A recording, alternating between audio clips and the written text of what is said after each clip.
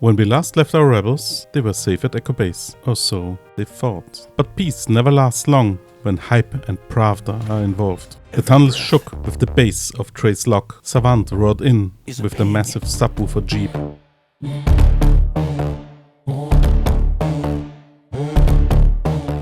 And stepping out was someone Yeji knew all too well.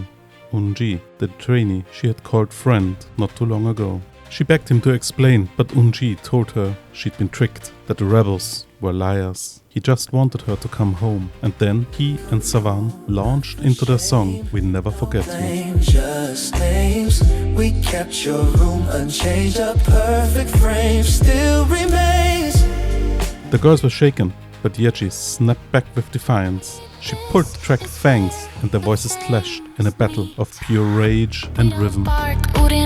Silk and smoke, we on the night. Smile sweet, the trap is set. They won't know what hit them yet. Savant pushed them hard, the performance overwhelming, but the rebels weren't done yet. Together, they fired back with Spitfire, the raw, chaotic anthem of the rebellion. Spitfire, break the seal, no more chains, no fake ideal. Voices crack but never bent. We burn down their monument. The sound blasted through the tunnels, clashing at Savant's corporate perfect harmony. It wasn't enough to win, but it gave them just enough time to run. They ran through the underground station, desperately searching for Nova, but she was gone. Instead, it was Jin Park who saved them. He pulled them through a hidden door, locking it behind them as Savant closed in. Before sealing it shut, he gave them one last order. Go to the Noraebang in Old Seoul. You'll be safe there. Then he turned back, throwing himself into the fight to buy them precious seconds. The rebels scrambled to their car on the far side of the tunnels, engines roaring as hype enforcers and Pravda drones swarmed after them. The chase tore through the collapsing subway, debris raining down as they barely escaped into the night of Neo Seoul. Exhausted and unsure where to turn, they followed Jin Park's instructions to Old Seoul, a forgotten part of the city, run down and abandoned. There, they stumbled into a Noraebang karaoke bar run by the grumpy old but kind-hearted Ajuma Go. She reluctantly gave them a private room, but before heading upstairs, they noticed a man watching them. Jessie tried to turn on her charm, but in the end, it only frightened him.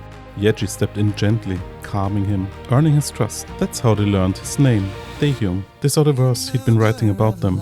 I saw you in the blur of light. I saw you standing there.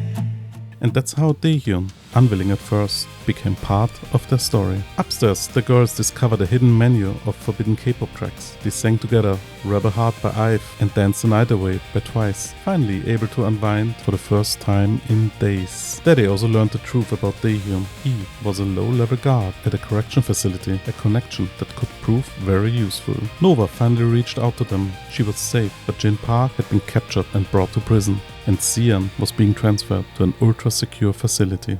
2 targets, 2 impossible choices. The rebels debated, argued and planned. In the end, they chose to go after Uncle Park, leaving Xian in Hype's clutches. For now. They began preparing for the assault. Jessie and Tanya called on the followers, rousing them with a perfect role. Across Neo Seoul, fans and supporters gathered. A protest would rise in the front of the prison, distraction for the real mission. Ajuma Go, still hiding her rebel sympathies, let them stay one night at the bar. In the morning, Sunmi played Glitterheart, lifting the spirits for the fight ahead.